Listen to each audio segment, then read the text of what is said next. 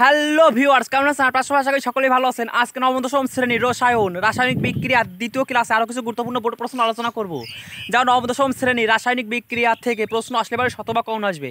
চলুন রাসায়নিক বিক্রিয়া থেকে গুরুত্বপূর্ণ প্রশ্নগুলো দেখে নেওয়া যাক। আর হ্যাঁ, ছোটো ভাই বোনদের বলছি, চাইলে সবগুলো ভিডিও দেখবে, তাহলে অবশ্যই পরীক্ষায় এমসিকিউতে ভালো ফলাফল করতে পারবে। আর হ্যাঁ, চ্যানেলটি সাবস্ক্রাইব করে দিও, তাহলে ভিডিও আপলোড দেওয়ার সাথে সাথে তোমার সামনে ভিডিওটি চলে যাবে। ধন্যবাদ সবাইকে। চলুন ভিডিওটা শুরু করা যাক। সংযোজন বিক্রিয়ার ক্ষেত্রে কি ঘটে? পানি বিয়োজন হয়, পানি যোজন হয়, কেলাস ঘটে, পানির পরিবর্তন হয়। সঠিক উত্তর কেলাস গঠিত হয়, সবাই মনে রাখবে। পানি সংযোজন বিক্রিয়ার ক্ষেত্রে কেলাস গঠিত হয়, সবাই মনে রাখবে। অধাতুর জারণ সংখ্যা বিয়োজন, সংযোজন, ধনাত্মক, ঋণাত্মক। সঠিক উত্তর ঋণাত্মক। হ্যাঁ, অধাতুর জারণ সংখ্যা ঋণাত্মক, সবাই মনে রাখবে। অচুতে কোন ধর্মীয় পদার্থ থাকে? বিয়োজন, ক্ষারীয়, লবণাক্ত, প্রশমন।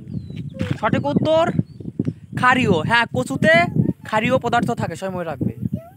সালফারের দহন বিক্রিয়ায় কি উৎপন্ন হয়? হ্যাঁ, অপশনগুলো দিচ্ছি, তোমরা দেখো পারো কিনা। পারলে অবশ্যই কমেন্টে বলো। হ্যাঁ, সালফারের দহন বিক্রিয়ায় কি উৎপন্ন হয়, দেখো পারো কিনা। হ্যাঁ, অপশনগুলো দিচ্ছি, দেখো পারো কিনা। অনেক বোর্ড পরীক্ষায় আসছে প্রশ্নটা, দেখো পারো কিনা। দহন হলো কোন পদার্থের অণু দ্বারা জারিত করা? Carbon dioxide, neon, oxygen, hydrogen. সঠিক উত্তর অক্সিজেন। হ্যাঁ, দহন হলো অক্সিজেন দ্বারা জারিত করা, সময় রাখবে। দহন মানেই অক্সিজেন, সময় রাখবে।